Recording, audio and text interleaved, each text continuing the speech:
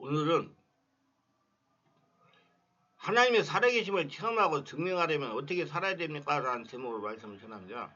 성령 세례는 보편적으로 두 가지 견해가 있습니다. 첫째가 성령이 내주하십니다. 두 번째가 예수 믿고 특별한 체험을 하는 경우입니다. 제가 성령 세례를 받아야 된다고 강조하는 것은 두 번째 사건을 말하는 겁니다. 이런 사도 베드로께서 예루살렘을 올라갔을 때 고넬료가 믿게 된 사실을 말씀하면서 내가 말을 시작할 때 성령이 저에게 임하시기를 우리가 하신 것과 같이 하는지라 내가 주의 말씀에 요한은 물론 세례를 주었으나 너희는 성령으로 세례를 받으라 하신 것이 생각나노라. 사도행전 11장 15절 16절에 말씀하십니다. 이것이 자신이나 군에서 성령 세례가 최초성을 가지고 있음을 설명한 겁니다. 사도 바울께서 주의 이름을 불러 세례를 받고 너희 죄를 씻으라고 사도행전 22장 16절에 하신 말씀과 주 예수 그리스도의 이름과 우리 하나님의 성령에서 씻음과 거룩함과 어렵다 하신 얻었니라 고린도전 6장 11절에 한 말씀을 비교해보면 우리는 성령의 세례의 정결성이 있음을 봅니다. 또 사도 바울께서 고린도전서 12장 10장에 다 한 성령으로 세례를 받고 한 몸이 되었고 또 한 성령을 마시게 하신다고 말씀하시므로 성령의 세례의 보편성에 대해 말씀하셨습니다. 우리는 성경에 성령의 세례를 받으라는 명령이 없는 사실과 한 번 성령의 세례를 받았던 사람이 다시 받았던 애도 없었던 사실을 통해서 성령의 세례가 하나님의 주권성과 단회성을 가지고 있음을 알게 됩니다. 우리 성령의 세례는 죄인이 회심시켜 증생케 할 수 있는 성령의 사역을 의미한다고 봐야 됩니다. 그래서 성령 세례를 내가 지금까지 성령 사역하면서 체험한 바는 요약하게 설명하면 이렇습니다. 물 세례는 목사님들이 예수님 이름을 받아 베풀고 있습니다. 그러나 성령의 세례는 그러한 인간적인 제도를 통해 주어지는 세례가 아닙니다. 성령 세례는 영적인 세례예요. 눈에 보이지 않는 신령한 질서에 따라 주시는 은총의 세례입니다. 이 성령의 불세례는 인간 심리자가 베풀 수 없습니다. 오늘 하늘에 계신 예수님이 베풀어 주십니다. 사인 성령 하나님이 자신을 자각하여 죄악을 씻어내고 사각하여 새 사람으로 거듭나게 하며 그렇기 때문에 성령의 세례는 모든 성도에게 베풀어지지 않는 것입니다. 그러나 우리 예수님은 우리 모든 성도들이 성령 세례를 받아 성령의 충만하여 기쁨이 넘치는 승리의 삶을 살아가기를 원하시냐.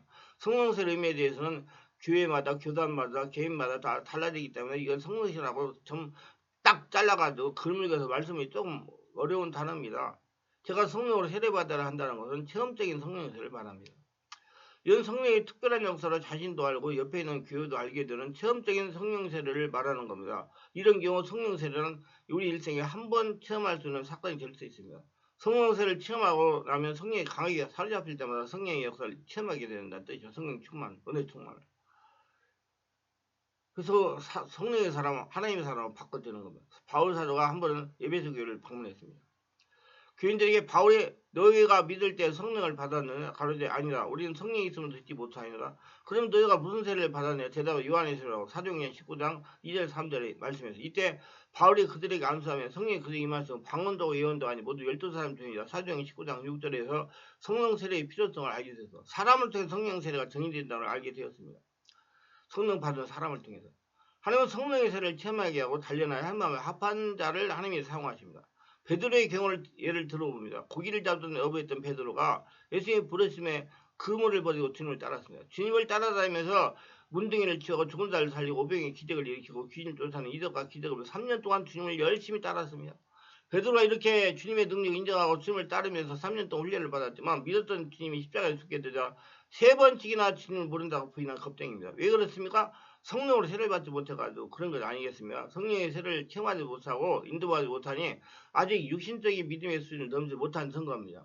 그런 베드로가 마가의 다락방에서 120분과 함께 기도하다가 성령의 세례를 받고 완전히 새 사람으로 변했습니다. 육신적인 사람이 추상적인 영적인 사람으로 변화가 된 것입니다. 하나님과 관계 있는 사람, 하나님 역사를 일으키는 사람, 하나님의 베드로를 통해 일하는 사람으로 바뀐 겁니다. 성령이 베드로를 장악한 겁니다. 그러자 성령이 언어를 합니다. 어떻게 변화됐습니까?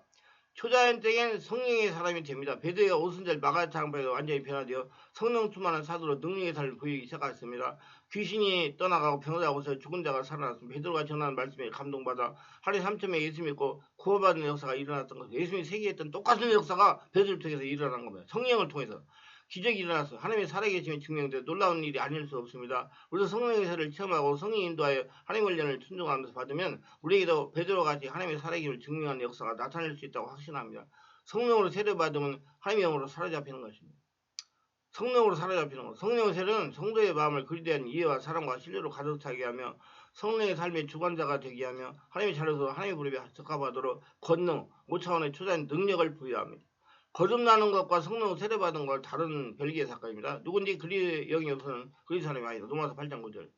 그리스도는 성령에 태어난 사람으로 성령은 그 사람 안에서 중생의 사역을 이루십니다. 그리스도는 그 안에서 성령에 내주하는 사람을 지칭하며 성령 세례를 받은 자를 의미하는 것은 아닙니다. 거듭남으로 구원을 받게 된다. 성령으로 거듭난 하나님의 자녀가 됩니다. 그러나 사람이 성령에 거듭났지만 성령으로 세례를 받지 못한 경우도 있습니다. 그러므로 중생과 성령은 동의가 아니라는 뜻입니다.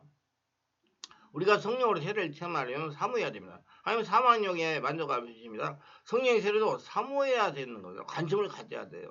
그래서 관조가 성령 세례를 받으라고 정령의 역사가 일어나는 장소를 가셔야 돼요. 사모하고 뜨겁게 기도하면서 성령이 올 때까지 구하면서 기다려야 됩니다. 성령으로 세례받아야 그때부터 성도가 영적으로 변하기 시작합니다. 왜냐하면 성령의 세례를 비로소 육의 영의 집을 받기 시작하기 때문이다.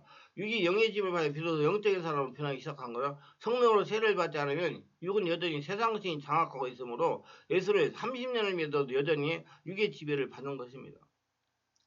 하나님의 말씀을 들어도 비밀을 깨닫지 못하는 거로 육의 사람의 특성인 합리를 가지고 받아들입니다.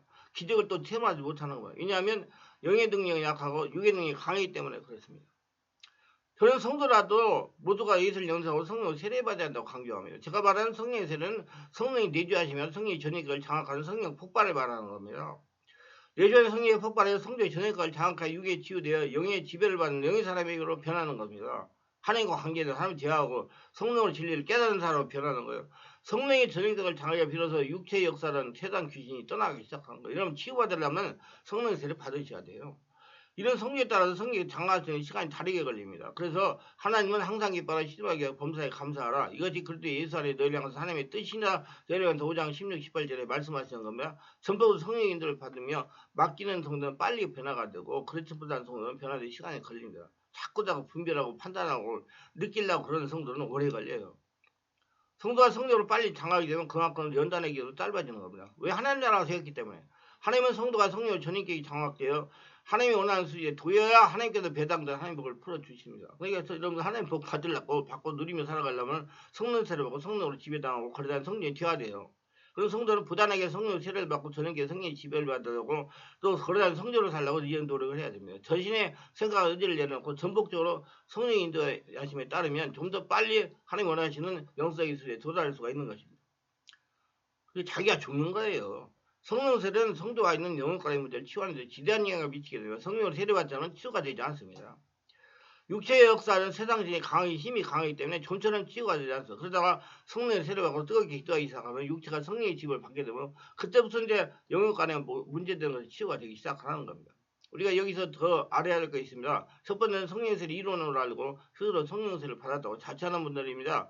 이런 분들이 영의 문제가 생기면 우리 교회에 치유받으러 옵니다. 와서 본인이 기도하고 안수해줘도 성령사가 일어나서 몇 주를 다니면 그때서야 반응이 시작합니다. 왜냐하면 자기만의 자아가서 영적인 말씀이 귀에 들리지 않기 때문이다. 두 번째는 몇 년 전에 성령을 체험했다고 자랑한 성도들이며 얼마 전에 여집사가 2년 전에 성령을 체험했다고 하면서 치유와 능력을 받으라서 이 일을 기도하고 안수하니까 성령 역사가 일어나 몸이 뒤틀리고 괴성을 지르는 겁니다. 한참 안수하니 성령이 장애했으면 귀신들이 소리지면 떠나가서 지금 교회는 몇 년 전에 성령을 체험했다고 방심하고 안심하고 지낸 성도들이 있습니다. 이분들 조심해야 돼요. 정말 더 강하게 묶여 있습니다.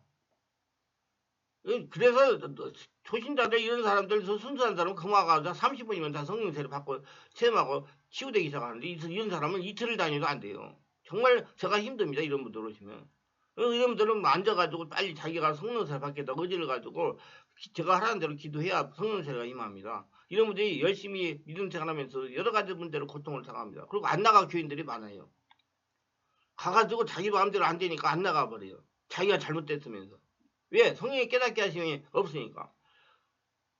그래서 여러분 자꾸 성령 세례받아 자기를 봐야 여러분 신앙생활을 잘합니다. 왜냐하면 자식에게 역사하는 상처와 악한 영에서 일을 안 하는 겁니다. 돌아다니는 사람들 자기 안에 상처가 있어도 영의터가 뚫리지 않아가지고 그리고 한번 성령을 체험했다고 다른 것이 아니라 지속적으로 성령을 체험하면 깊은 영이 되어 심령을 정화시켜야 됩니다. 그래야 깊은 영성이 되어 하나님 교통하는 기도를 할 수가 있고 온몸 기도할 수 있고 성령의 역사가 일어나는 기도를 할 수 있어요.